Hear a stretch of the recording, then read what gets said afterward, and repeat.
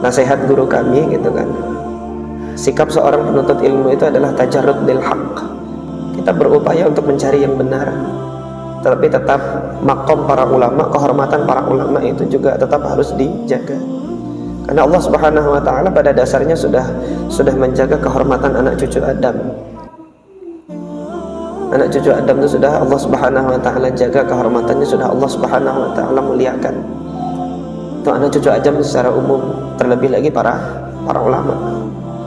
Artinya jangan sampai majelis kita ini ada kesan untuk merendahkan siapapun di kalangan para ulama. Adapun nanti dalam istilah yang umum oleh para ahli hadis, istilah muttafaqun alaihi itu digunakan untuk merujuk kepada hadis yang telah disepakati kesahihannya oleh Al-Imam Al-Bukhari dan Al-Imam Muslim. Karena apa?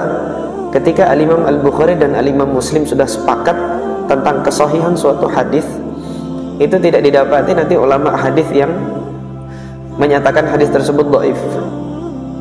Adapun nanti yang dikritisi dari hadis-hadis yang disahihkan oleh Al-Imam Al-Bukhari atau yang disahihkan oleh Imam Muslim, itu kebanyakan hadis-hadis yang Al-Imam Al-Bukhari menyendiri dalam hukum sahihnya atau Imam Muslim menyendiri dalam hukum sahihnya.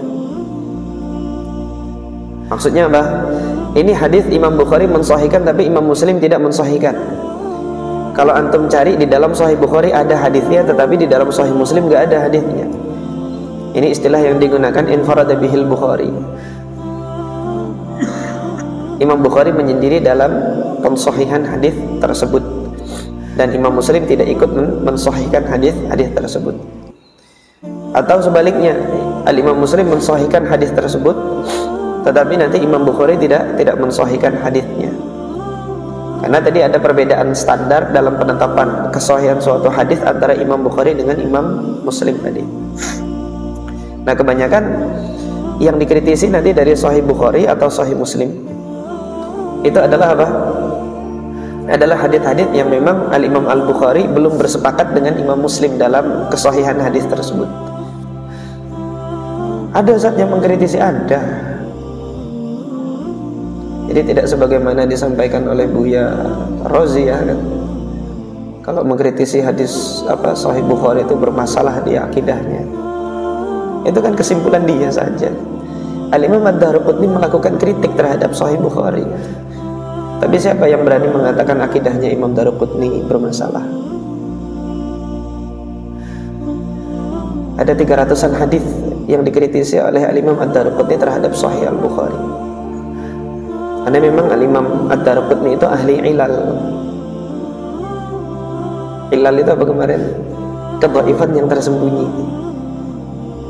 Jadi Al-Imam Ad-Daruqutni rahimahullah melakukan kritik, dan itu biasa dalam dunia akademik. Mengkritik dalam dunia akademik itu biasa. Karena hukum sahih terhadap suatu hadis itu memang produk ijtihad. Ketika Imam Bukhari berijtihad mensahihkan suatu hadis, metodenya Imam Bukhari ketika mensahihkan suatu hadis terbuka untuk dikritisi gitu loh. Terbuka untuk dikritisi. Kalau nanti ada suatu kritik dilayangkan terhadap Imam Al-Bukhari rahimahullah, maka jawab pula dengan kritik yang sesuai dengan standar ilmiah. Dan alhamdulillah kritiknya Al-Imam Ad-Daruqutni rahimahullah itu dijawab oleh Al-Hafidz Ibnu Hajar. Al-Hafidz Ibnu Hajar kemudian menyusun kitab Taghliqut Ta'liq.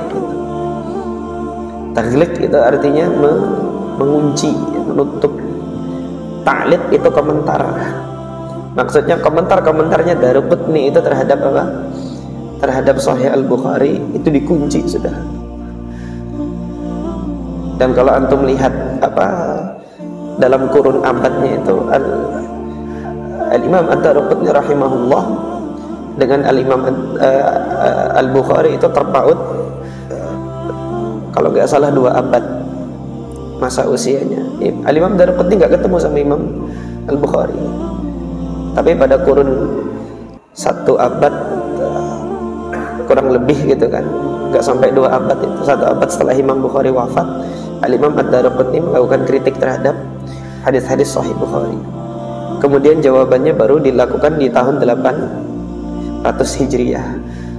Artinya kalau dari abad ke-4 Hijriah sampai ke abad ke-8 Hijriah, berarti ada sekitar 4 abad setelah kritiknya Imam Darqutni baru dijawab oleh Al-Hafidz Ibnu Hajar.